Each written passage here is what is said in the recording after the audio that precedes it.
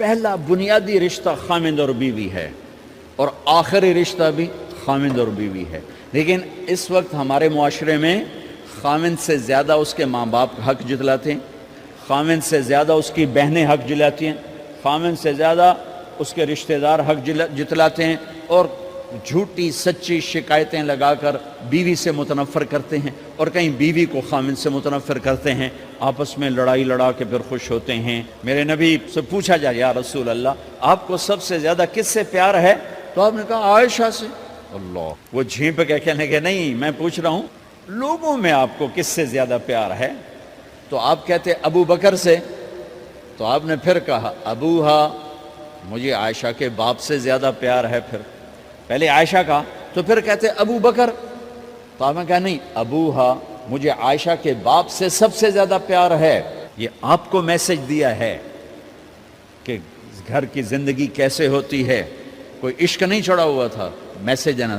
ام عائشہ چھوٹی عمر کی تھیں، ان کو آٹا گوندھ کے دیتے تھے، آٹا گوندھ کے دیتے تھے، پھر جب ان کو آٹا گوندھنا آ گیا پھر چھوڑ دیا، پھر ان کو سامنے بٹھا کر لقمے بنا کے کھلاتے تھے۔ پھر ام عائشہ رضی اللہ تعالیٰ عنہ کوئی گوشت کا ٹکڑا، وہاں بڑے بڑے گوشت کے ٹکڑے پکائے جاتے تھے، تو کوئی گوشت کا ٹکڑا اٹھایا اور ایسے 2-4 جگہ سے نوچا اور پھر رکھ دیا، سارا کھایا نہیں جاتا تھا، تو اللہ کے نبی اسی کو اٹھاتے اور حضرت عائشہ کو دکھا کر، جہاں سے حضرت عائشہ نے نوچا ہوتا تھا وہاں سے یوں کاٹ کے دکھاتے تھے۔ پھر حضرت عائشہ رضی اللہ تعالیٰ نے گلاس اٹھایا پانی پینے کے لیے، جہاں ہونٹ لگائے پہ گلاس رکھ دیا، بڑے بڑے گلاس ہوتے تھے، تو حضرت ہمارے نبی اٹھاتے تھے، جہاں عائشہ کے ہونٹ لگے ہوتے تھے وہاں ہونٹ لگا کے پانی پیتے تھے۔ یہ آپ کو سکھانے کے لیے ہے، اپنے گھر والوں کے ساتھ بیٹھ کے کھانا کھاتے۔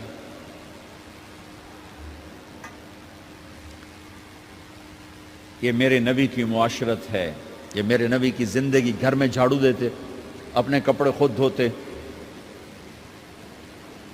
کوئی چیزیں بکھری پڑی ہوتی تو بیوی کو نہیں ڈانٹتے، خود اٹھ کے سیٹ کر کے رکھ دیتے، گھر والوں کے ساتھ مل کر برتن دھوتے، صفائی کرتے، گھر والوں کے ساتھ مل کر۔ یہ میرے نبی کی ایک خوبصورت زندگی ہے بھائیو بہنوں، ہم بھلا چکے ہیں۔ بیوی کے لیے خامند کو سب سے بڑا حقدار۔ بعض لڑکیاں ایسی نادانی کرتی ہیں کہ شادی کے بعد بھی اپنے ماں باپ کی آنکھ کو دیکھ کے چلتی ہیں۔ شادی کے بعد سب سے بڑا حق خامند کا ہے، شادی کے بعد سب سے بڑا حق خامند کا ہے۔ ماں باپ پیچھے چلے جاتے ہیں، بہن بھائی پیچھے چلے جاتے ہیں، لیکن یہ نادانیاں بھی دیکھنے کو ملتی ہیں کہ شادی کے بعد بھی ماں باپ اپنی بچی کو اپنے قابو میں رکھنے کی ترتیبیں سوچتے ہیں تو وہ بھی اپنی بچی کا گھر برباد کر دیتے ہیں۔ میرے نبی سے پوچھا گیا یا رسول اللہ عورت پر سب سے زیادہ کس کا حق ہے؟ تو آپ نے فرمایا اس کے خامند۔ ایک خاتون ہے، یا رسول اللہ میری شادی ہو رہی ہے تو میرے اوپر میرے خامند کا کیا حق ہے؟